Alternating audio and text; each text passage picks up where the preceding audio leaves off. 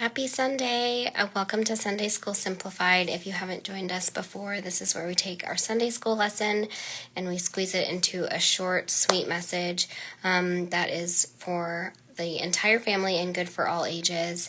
Last week's Instagram went down, and not only could I not save it, I couldn't post it. But it is posted on our YouTube channel, and I believe you can find it in the link through our Facebook. So if you are looking for last week's, it is out there. You can also send me a message, and I'll try and get a link to you. We are starting a new series that we are continuing throughout the month about money.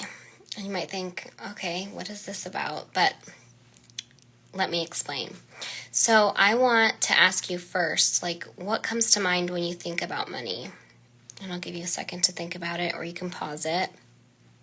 And then, okay, so the things that come to mind with money, wealth, success, power, responsibility, greed, and now when you think about these things, why do we think about that? Why is, if the society has taught us that the more that we have, the more successful we are, and it doesn't really ever look at our characters, it's more of a superficial thing. And then a lot of times, especially in ancient times, like rulers, Caesar wasn't broke. He had lots of money. Alexander the Great, they that's why they looted different tribes and towns and places, took their money first, right? Because with money comes power, and with power comes great responsibility. But so many times, oftentimes, unfortunately, with that power comes greed. Because think about when you get your allowance, if you get an allowance or used to get an allowance before you had your allowance, and then you get your first $5, or it's like $20 now. Before you had that money, you probably weren't thinking about what you wanted with it. But as soon as you got that money, it's like, ooh, I want this, I want this, I want this. And then all of a sudden you've spent all your money, but you're like, I didn't get everything I wanted, I want more. When we get a little bit, then we want more. And that is our human nature, for us to want more. So sometimes it's inevitable. We have to remember that when we are blessed, when God blesses us, we must bless others.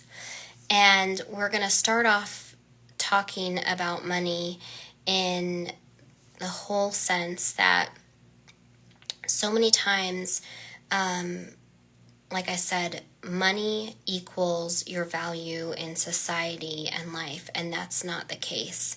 And we want you to know, and children, all the children to know, that money does not mean you are enough, or too much or not enough. Just if you have a lot of money, that doesn't make you great. And if you don't have a lot of money, that doesn't make you less than. It is not what you have, it's what you do with what you have, whether you have more or less. And we talked about Luke 22 verses 1 through 22 last week for World Communion Day, but we also talk about it this week in that it's Jesus in the time of Passover, and he's preparing for the Last Supper, because he knows that the end is coming, and it's the last time that he's going to be sharing this meal with everyone.